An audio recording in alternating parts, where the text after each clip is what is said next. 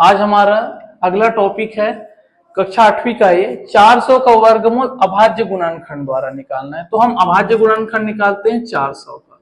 तो हमें इकाई का अंक देख के भाग देना है। इकाई का अंक 0 है तो वो सम संख्या से जाएगा। तो हम 2 से देखते हैं। 2 दूनी 4, 2 शून्य 0, 2 शून्य 0। 2 से इसको भाग देना है, जो भागफल रहेगा उसको यहाँ लिखना है। फिर ये 2 से ही जाएगा, 2 एकम 2, 2 शून्य 0, 2 शून्य 0। फिर 2 से जाएगा क्योंकि अभी 0 ही बच रहा है, तो होगा 2 पंचे 10। जितने बार 2 पहाड़ा पढ़ोगे 10 के लिए उतना नीचे लिखना है। 2 पंचे 10, 2 शून्य 0। फिर 2 से ही जाएगा, अभी भी 0 है। 2 दूनी 4, 1 बच गया। 2 दूनी 4, 5 में 4 कम करेंगे तो 1 बचा तो 10 हुआ। 2 पंचे 10। अब इकाई का अंक 5 है, विषम संख्या, तो विषम संख्या से जाएगा। 3 में 25 नहीं आता है, 3 8 24 होता है, तो ये अगला विषम संख्या 5। 5 में 25, फिर ये हो जाएगा 5 एकम 5।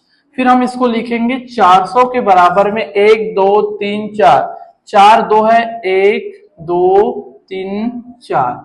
फिर अगला 2 5 है, तो हो जाएंगे 5 गुना 5।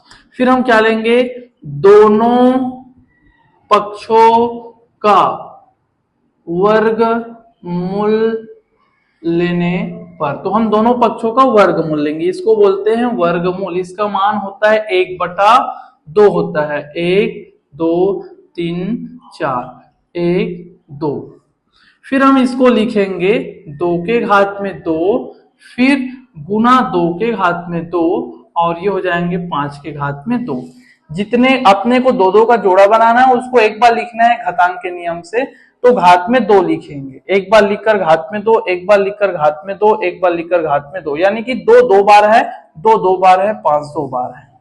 फिर ये जो वर्ग है वो वर्गमूल को काट के बाहर आ जाता है। तो यहां पर बचा 2 गुना 5। तो 2 दूनी 4 और 4 पंचे 20, यानी कि वर्गमूल 400 का मान कितना हुआ, 20 हुआ।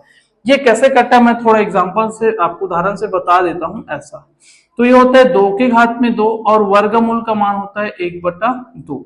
तो जाएंगे 2 गुना 1/2, कोष्टक का मतलब गुना हो। तो 2 से 2 कटा, तो 2 के घात में 1 बचा, जिसको 2 लिखते, इसलिए इसको यहीं से हम वर्ग से वर्गमूल काट के डायरेक्ट 2 लिखते हैं। ठीक है, आज का क्लास यहीं तक।